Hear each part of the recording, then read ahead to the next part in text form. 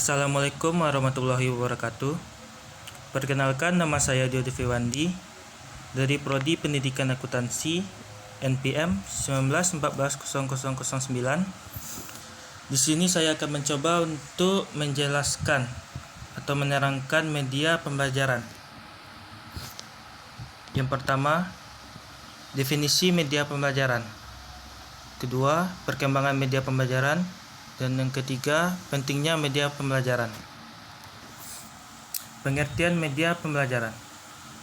Media pembelajaran adalah segala sesuatu yang dapat digunakan untuk menyalurkan pesan, merangsang pikiran, perasaan, perhatian, dan kemauan siswa sehingga dapat mendorong proses belajar, seperti motivator. Karakteristik media pembelajaran. Yang pertama, dapat dilihat dan atau didengar. Seperti contohnya model, rekaman video, PowerPoint, Flash. Alat bantu pembelajaran seperti pergantian guru. Alat bantu bukan pengganti guru. Selanjutnya yang ketiga, medium perantara informasi, seperti penyampaian informasi. Yang keempat, alat belajar seperti modul, rekaman, dan bahan ajar. Kriteria pemilihan media terbagi atas 5. Yang pertama, sesuai kompetensi siswa, kebutuhan, daerah, dan biaya. Yang kedua, keadaan sarana pendukung. Yang ketiga, kemampuan pengelolaan. Yang keempat, ketepatan guna atau efisiensi. Yang kelima, mutu teknis. Selanjutnya, macam media pembelajaran. Terbagi atas 7.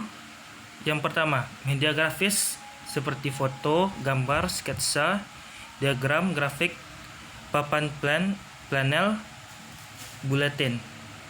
Yang kedua, media audio seperti radio, tape recorder, lap BHS, CD, MP3. Yang ketiga, media proyeksi seperti slide, OHP, LCD. Yang keempat, media audio visual seperti VCD, DVD, film, TV, dan komputer. Selanjutnya yang ke-5, media dua dimensi seperti gambar, foto, diagram, sketsa, dan lain-lain.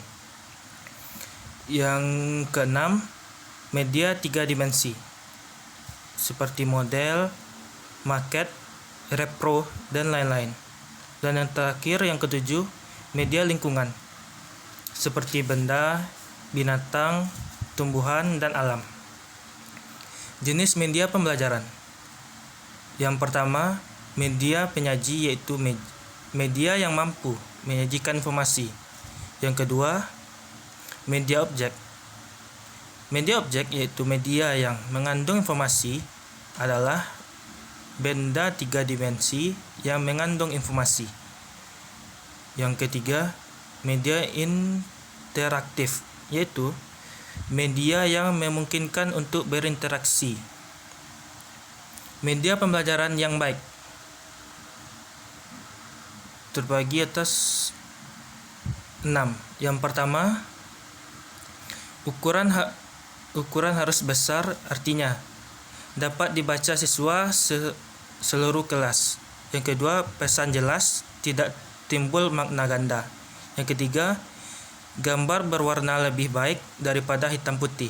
Yang keempat, bentuk atau gambar harus realistik, artinya memberikan pemahaman nyata.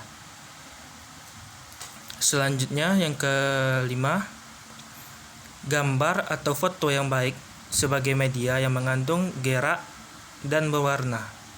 Yang terakhir yang ke-6, tampilan sederhana, tidak kompleks, mudah dipahami, tidak menimbulkan makna ganda, tulisan, gambar, warna, bentuk, komposisi, keseimbangan harus bagus. Inilah contoh gambar dari media yang baik sebagai sumber informasi.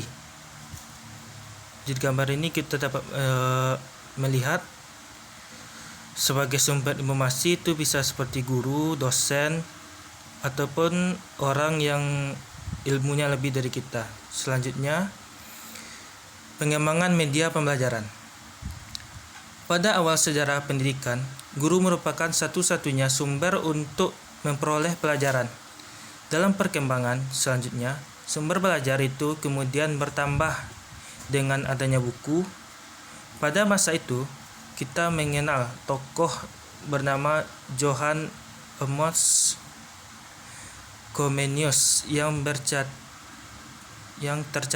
sebagai orang pertama yang menulis buku bergambar yang ditujukan untuk anak sekolah. Buku tersebut berjudul Orbis Sensualium Pictus, Dunia Tergambar, yang diterbitkan pertama kali pada tahun 1657. Penulisan buku itu dilandasi oleh suatu konsep dasar, bahkan tak ada sesuatu dalam akal pikiran manusia tanpa terlebih dahulu melalui penginderaan. Dari sinilah para pendidik mulai menyadari perlunya sarana belajar yang dapat memberikan rangsangan dan pengalaman belajar secara menyeluruh bagi siswa melalui semua indera, terutama indera pandang dan dengar. Selanjutnya, kalau kita amati lebih cermat lagi, pada mulanya media pembelajaran hanyalah dianggap sebagai alat untuk membantu guru dalam kegiatan mengajar, teaching aids. Alat bantu mengajar yang mula-mula digunakan adalah alat bantu visual seperti gambar, model grafis, atau benda nyata lainnya.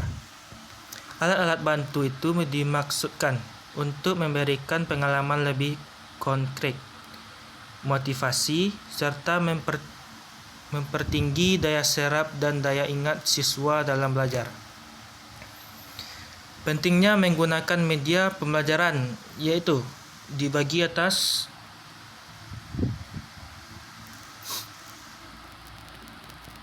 7. Yang pertama, penyampaian pesan pembelajaran dapat lebih terstandar. Yang kedua, pembelajaran dapat lebih menarik.